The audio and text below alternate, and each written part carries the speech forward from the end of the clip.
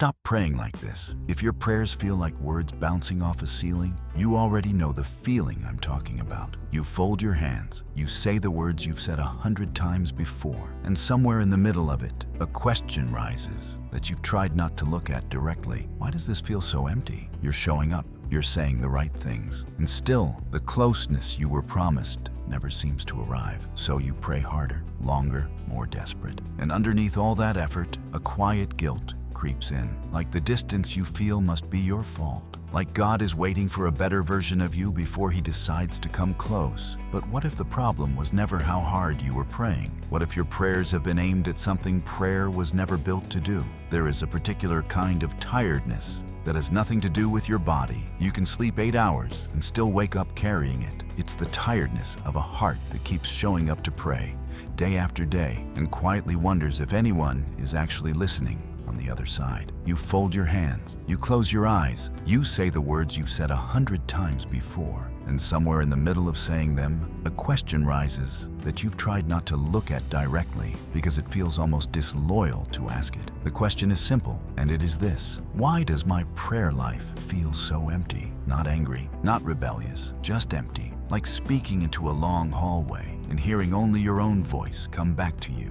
Maybe you pray every morning before the day begins, asking for strength, asking for direction, asking for the same breakthrough you asked for yesterday. Maybe you pray at night when the world is quiet enough to finally admit what you're afraid of. Maybe you pray out of pure habit now, the way you brush your teeth or lock the door, more ritual than relationship. Or maybe you pray out of desperation, gripping each word a little tighter because you need something to change and you don't know what else to do. Either way, you've noticed something unsettling. You're still praying, but you don't feel close. The closeness you expected, the closeness you've heard other people describe, the sense of being held and known and heard, it isn't showing up the way you thought it would. And so, a second feeling creeps in, right behind the first one: guilt. Because if you're doing everything you were taught to do, showing up, being consistent, saying the right things in the right order, then the distance you feel must be your fault somehow. You start to wonder if you're not believing hard enough, if your faith is too small, if God is waiting for some version of you that prays better, more sincerely, more worthily, before he decides to draw near. This is a heavy weight to carry quietly, and you have likely been carrying it quietly for a long time. You don't say it out loud in church. You don't say it in the group chat with people who seem so sure of their connection to God. You smile, you nod, you say you're blessed, and underneath all of that, there is this private ache that nobody else can see. Let's pause here and be honest about something. This ache is not a sign that you are a failing believer. It is a sign that something underneath your prayer life needs to be looked at, gently, without shame, because here is what tends to happen to people who love God and want to stay close to him. They learn the language of prayer before they learn the heart of it. They learn to ask, to request, to list, to repeat. And somewhere in that process, prayer quietly turns into something it was never meant to be. It becomes a system,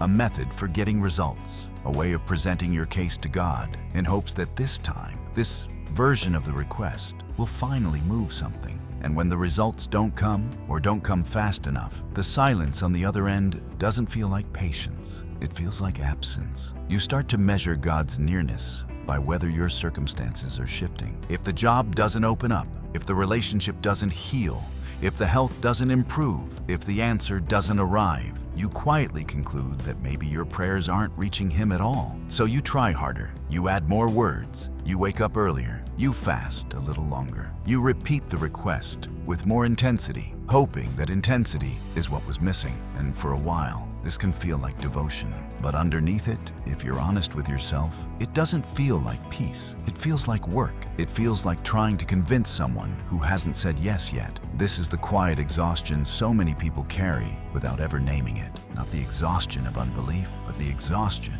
of believing correctly on the outside while feeling unseen on the inside. You are doing what you were told prayer is supposed to look like, and yet the very thing prayer was supposed to give you, a felt sense of closeness to God, keeps slipping through your hands. Here is the tension we need to sit with before we go any further, because rushing past it would only repeat the same mistake. Something has gone unnoticed in how prayer has been understood, not because you weren't sincere, not because you didn't believe enough, but because somewhere along the way, prayer shifted from being a relationship you live inside of to being a transaction you perform in hopes of an outcome. And those two things, though they can look almost identical from the outside, feel completely different on the inside. One leaves you spent, the other leaves you held. If you have ever finished praying and felt more anxious than when you started, that is worth paying attention to. If you have ever caught yourself negotiating with God, promising to be better if He'll just answer this one thing, that is worth paying attention to. If you have ever wondered whether your prayers are even reaching anywhere beyond the ceiling of your own room, that is worth paying attention to. None of this means your faith is broken. It means your prayer life has likely absorbed a misunderstanding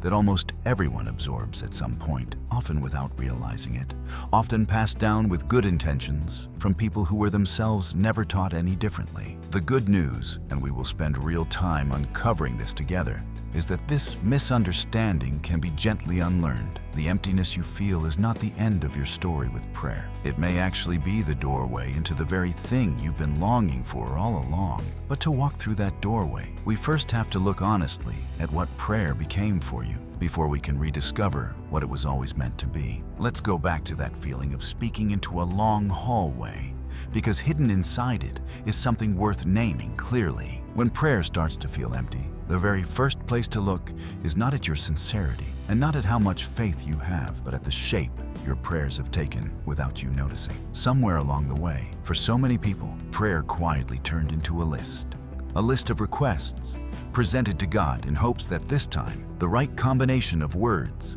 the right amount of pleading, the right posture of desperation will finally move the outcome you're hoping for. This is what we might call transactional prayer. It isn't said out loud as a belief. Nobody actually teaches it as doctrine, but it forms underneath the surface, the way water shapes stone slowly, until one day you realize your prayer life has become less about being with God and more about getting something from Him. Think about how this usually starts. You bring Him a need, a job, a healing, a relationship, a sense of direction, and that is good. That is right.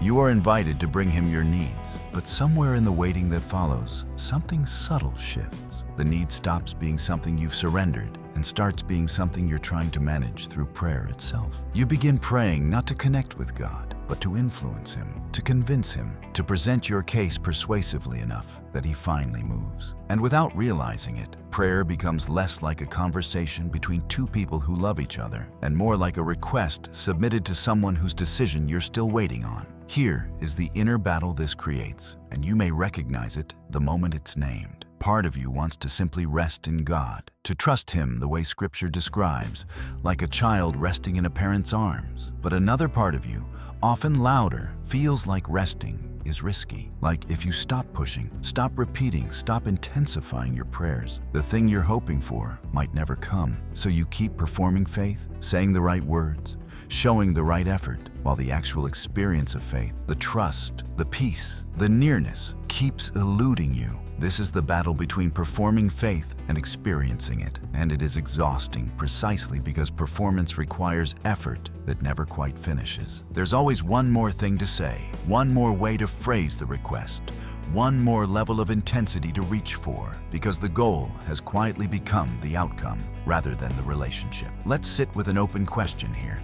One we won't rush to answer, because rushing it would cheapen it. If prayer was never meant to be a method for controlling outcomes, then what was it actually for? If it isn't primarily about persuading God to act, what is happening when we pray? This question matters more than it might seem, because the answer changes everything about how prayer feels, not just what it accomplishes. Here is a small but important insight to carry with you as we continue. The exhaustion you've been feeling is not a sign that you haven't prayed enough. It is a sign that your prayers have been aimed at the wrong target. You haven't been praying too little. You've been praying toward control when prayer was designed to lead you toward trust, and those two destinations feel completely different, even when the words spoken to get there sound almost the same. Consider how this shows up practically. When prayer is transactional, every unanswered request feels like rejection. Every delay feels like distance. Every silence feels like God might be displeased or distracted or simply not listening closely enough. But when prayer is relational, delay doesn't carry the same threat. Silence doesn't automatically mean absence, because the posture underneath relational prayer isn't, "I need you to do this for me to feel secure." It's, "I trust you, even while I wait, even while I don't understand." even while nothing visible has changed yet. This is not a small adjustment. It touches the very foundation of why you pray in the first place. If the purpose of prayer is to get God to move your circumstances, then your peace will always be tied to whether those circumstances move. But if the purpose of prayer is to draw you closer to the heart of God, then peace becomes available to you immediately in the praying itself, regardless of what happens next. This is worth pausing on, because it likely touches something you felt for a long time without having words for it. You've sensed somewhere underneath the surface that your prayer life was missing something, even when you couldn't name what it was. Now we can name it honestly. It was missing the freedom that comes from releasing control.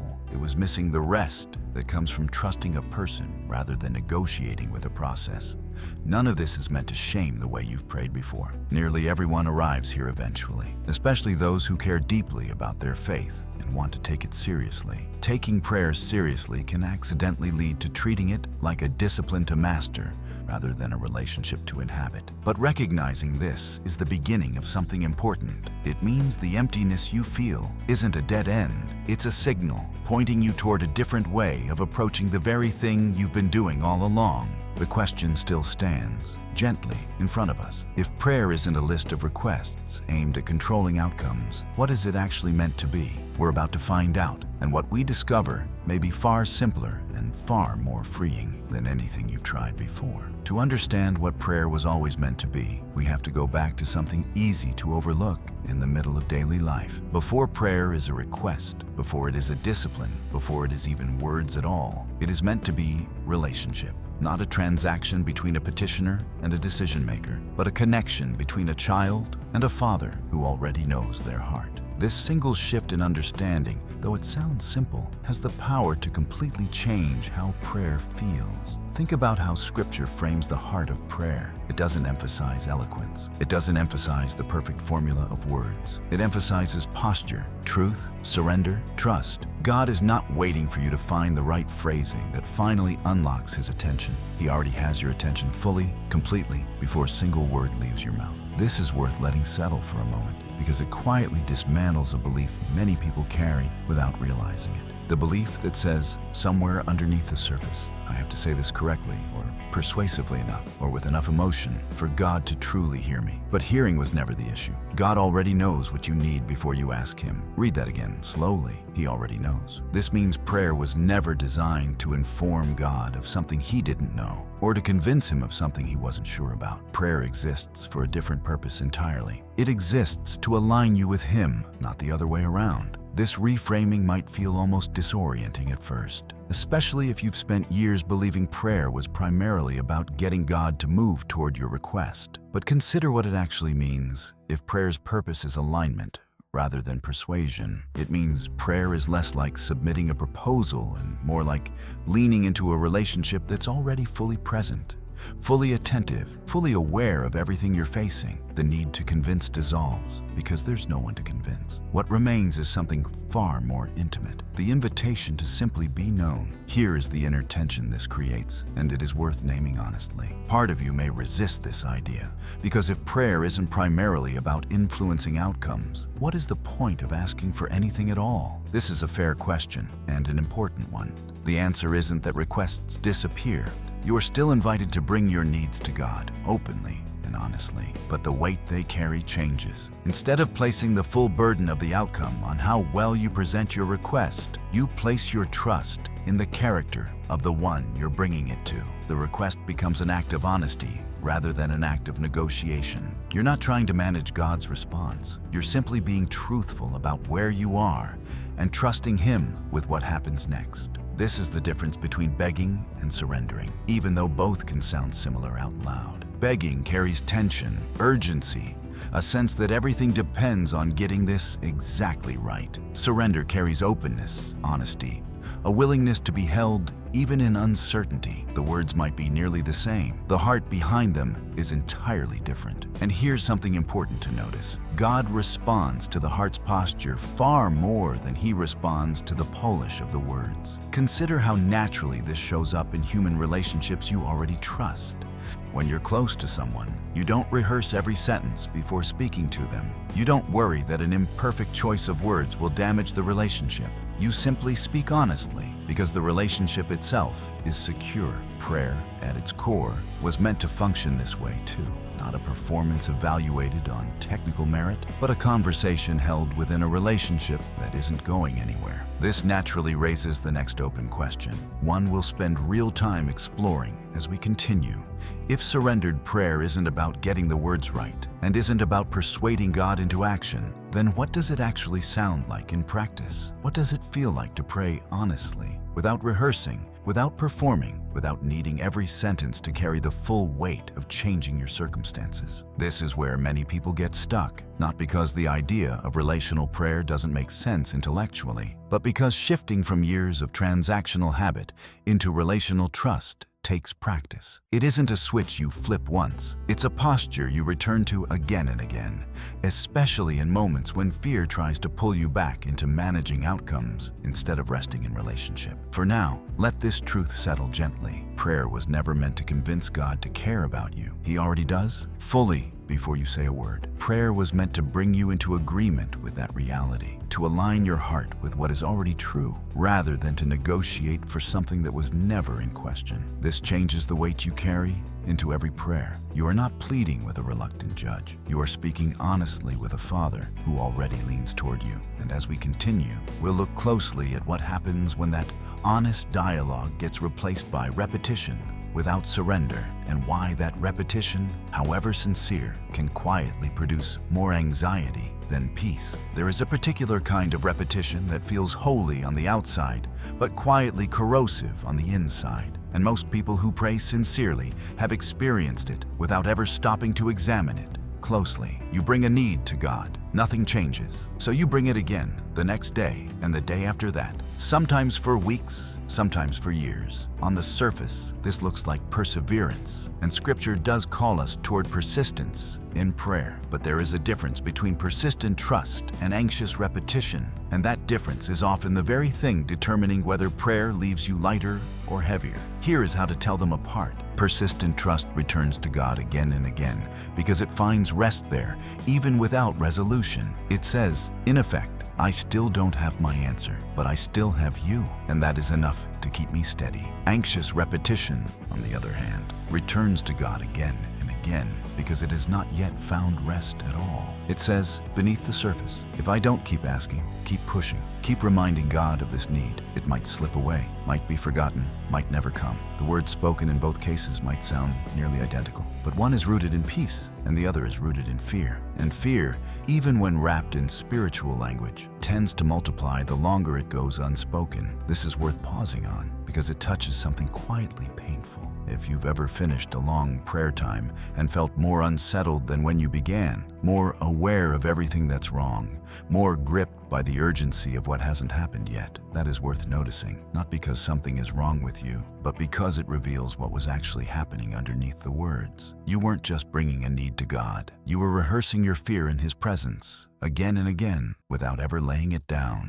And rehearsed fear doesn't dissolve through repetition. It deepens. This is the micro-revelation worth carrying forward. The problem was never that you kept asking. Scripture never condemns persistence. The problem is what you were carrying while you asked. If a request is repeated while still gripped tightly, still treated as something you must control the outcome of, then every repetition reinforces the grip rather than releasing it. But if a request is repeated while held open-handed, surrendered honestly to God's care, then each repetition becomes an act of returning rather than an act of striving. The words look the same from the outside. The internal posture determines everything. So here is a practical way to begin noticing this in your own life, gently, without judgment. After you pray, pause for a moment and ask yourself honestly, do I feel lighter or do I feel heavier? Not whether your circumstances changed, whether your internal posture shifted. If prayer consistently leaves you more anxious, more fixated, more unable to set the need down, even for a few hours afterward, that's worth bringing into the light, not as failure, but as information. It's telling you that something underneath the words still needs to be surrendered. This doesn't mean you stop bringing the request. It means you bring it differently. Instead of presenting it as a demand awaiting resolution, you bring it as a burden being released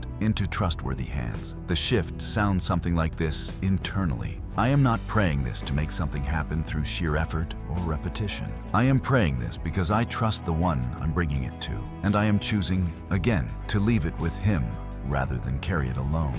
This is not resignation. Resignation gives up because it doesn't believe anything will change. Surrender entrusts the outcome because it believes the one holding it is good, even when the timeline or the method remains unclear.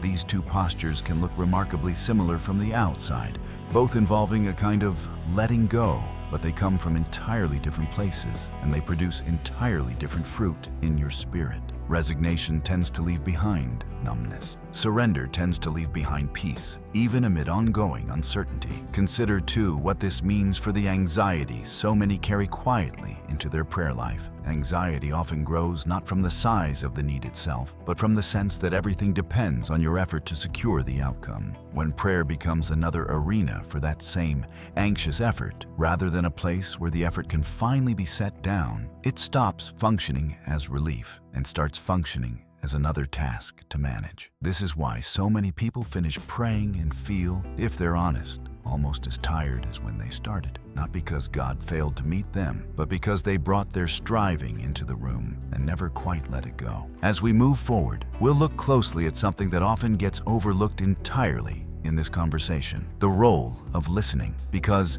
if repetition without surrender keeps the focus locked on what you're saying, there's another dimension of prayer that quietly restores peace in a different way altogether, one that doesn't depend on speaking at all. And this leads us to an important open question worth sitting with as we continue. If speaking honestly to God matters, what about the other half of conversation? The half so easily forgotten in the noise of asking.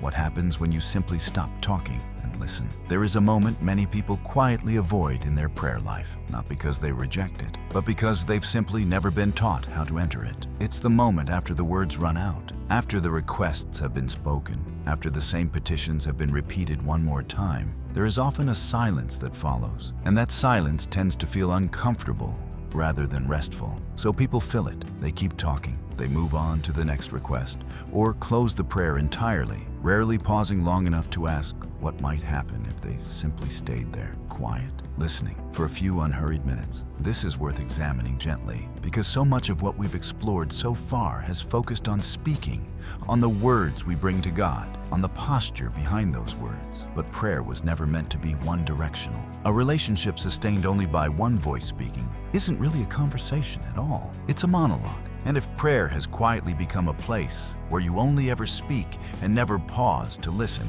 it's worth asking honestly whether you've left room for God to respond in the way He often chooses to respond. Here is something important to understand about how God's voice tends to come. It rarely arrives the way we expect. Loud, audible, undeniable. More often, it comes through stillness, through an unexpected sense of peace settling over a troubled mind, through a thought that surfaces gently in a quiet moment, redirecting your attention toward truth you'd forgotten, through scripture that suddenly feels personally addressed to exactly what you're facing, through a quiet steadiness that wasn't there before you sat down to pray. These are not lesser forms of communication. They are simply quieter ones, easy to miss if your prayer life has no room left for silence. This brings us to a misunderstanding worth confronting directly, because it touches the deepest fear underneath this entire journey. Many people interpret silence as absence. If God isn't speaking audibly, if the answer hasn't arrived clearly, if the circumstances remain unchanged, it's easy to conclude that God has gone quiet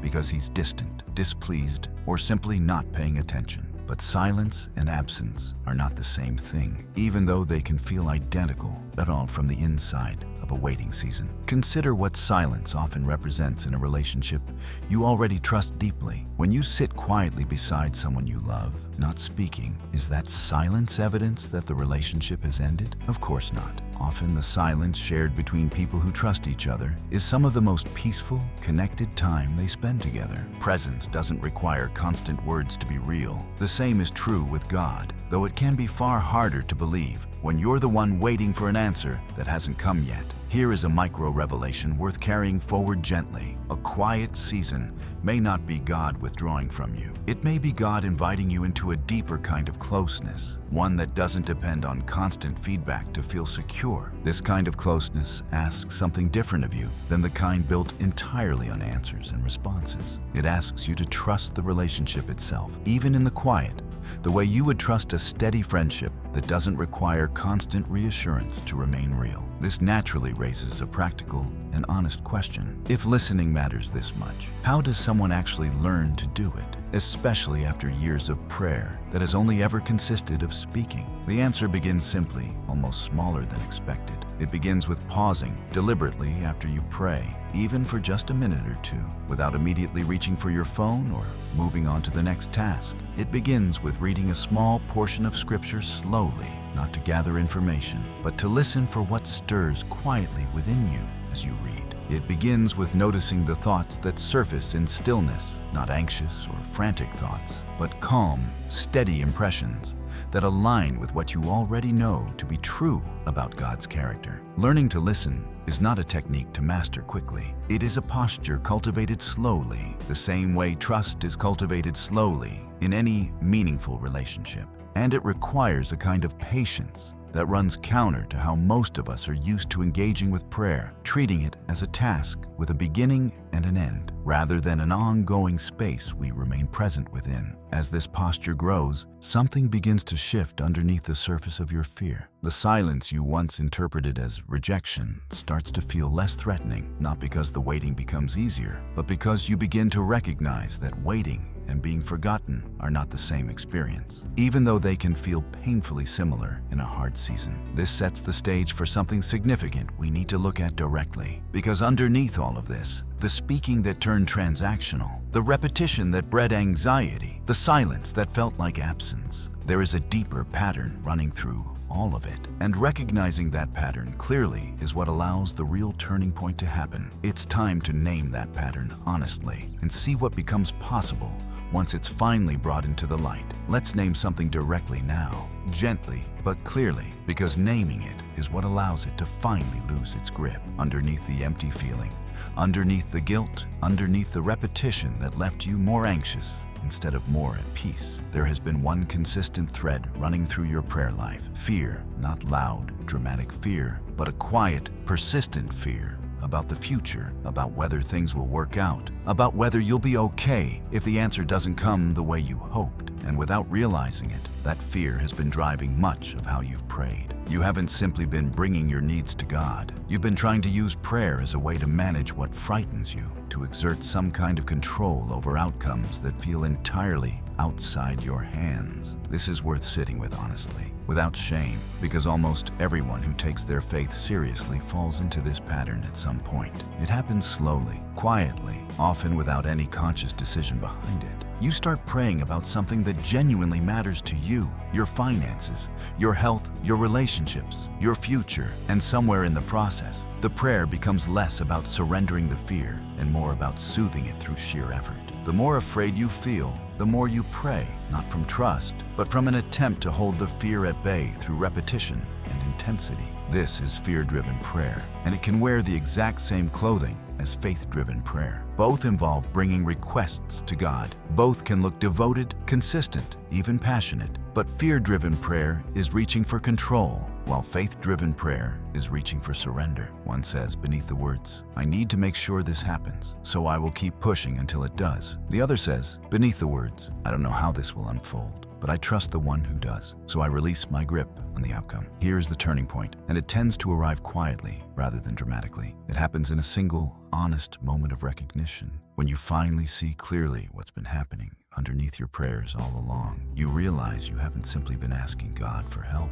You've been trying to use prayer as a tool to control a future that was never meant to be in your hands in the first place. And once you see that clearly, something shifts. Not all at once, not perfectly, but a real shift begins. The posture starts to change from demanding an answer to trusting the one who holds the answer. This shift doesn't mean you stop caring about the outcome. It means the outcome stops being the thing your peace depends on. Two practices help carry this shift forward, gently but powerfully, and they work together as a pair. The first is gratitude, not forced positivity, not pretending everything is fine when it isn't, but a genuine acknowledgement of what is already true and good, even in the middle of an unresolved situation. Gratitude interrupts fear because fear thrives on scarcity, on the sense that nothing is enough and nothing is safe. Gratitude reminds your heart, even in small ways, that you are already held, already provided for, already loved, regardless of how the current situation resolves. The second is honesty, not polished, performative honesty, but the kind that says exactly what you're afraid of,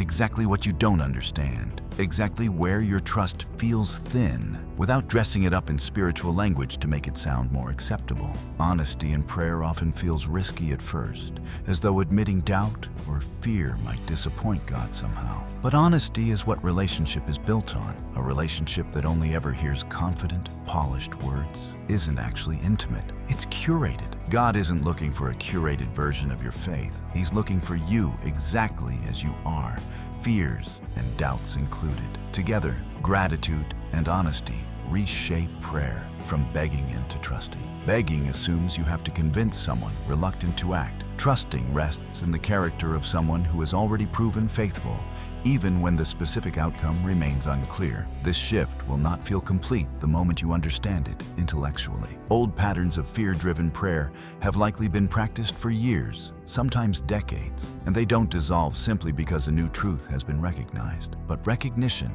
is where every real change begins. You cannot release a grip you don't know you're holding. Now you know. Now the choice in front of you becomes clearer every time you pray. Will this be another attempt to control what frightens me? Or will this be a step toward trusting the one who already holds it? As we move into the final part of this journey together, we'll look closely at what becomes possible once this shift takes root, what prayer actually feels like when fear no longer drives it, and how the silence you once feared can become, instead, a place where you finally feel at rest. Something quiet but significant happens when prayer finally stops being an attempt to control what frightens you.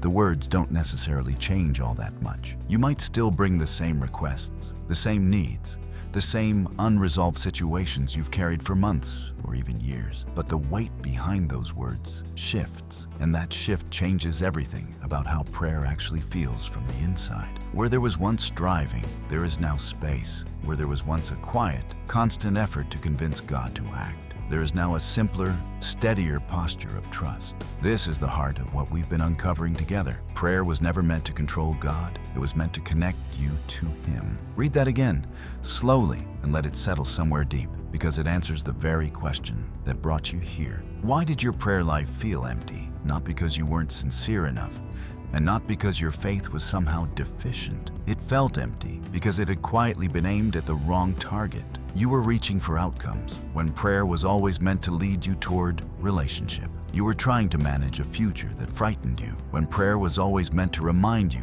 that you don't carry that future alone. Once this becomes clear, not just intellectually, but in the actual rhythm of how you pray, something remarkable begins to happen to the waiting. The waiting itself doesn't necessarily get shorter. The answers you've been hoping for may still take time to arrive, and some of them may unfold differently than you imagined. But the waiting stops feeling like an empty hallway. It starts to feel inhabited, because if prayer is relationship rather than transaction, then the waiting is not time spent outside of God's presence, hoping He'll eventually show up with an answer. The waiting becomes time spent within His presence, trusting Him even while the answer is still being formed. This is the shift from fear to trust we have been walking toward this entire time. Fear says, I have to know how this resolves before I can be at peace. Trust says, I can be at peace now because I know who is holding the resolution, even though I cannot see it yet. Fear says, silence means I have been forgotten. Trust says, silence may simply be where I learn to recognize a presence that doesn't depend on constant proof. Fear says, if I stop pushing, nothing will change. Trust says, my pushing was never what sustained this in the first place. This is also the shift from confusion to clarity, though the clarity that comes is different from what you might have originally expected. You may not receive clarity about exactly how your situation will resolve, but you receive a deeper,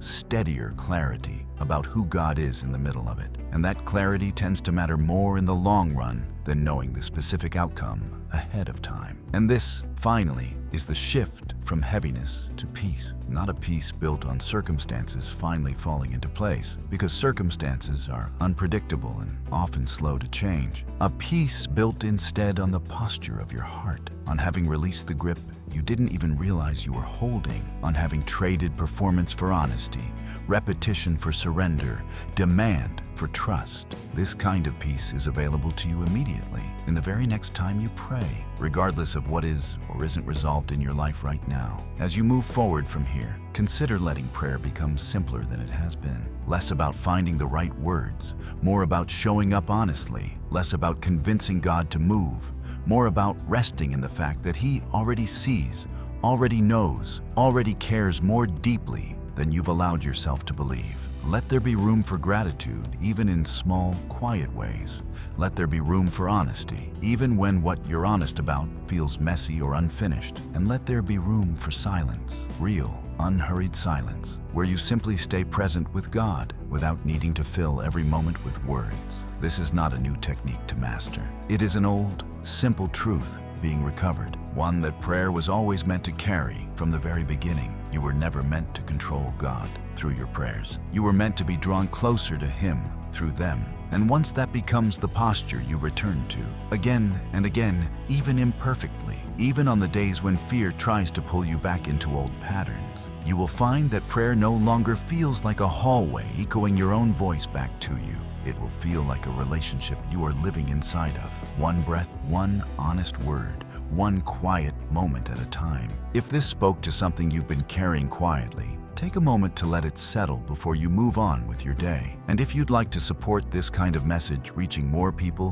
who may be carrying the same quiet exhaustion, consider liking this video, leaving a comment about what stood out to you, and subscribing so future reflections like this one can find you when you need them. Wherever you are in your own season of waiting right now, may you remember this gently. Prayer was never the hallway, it was always the home.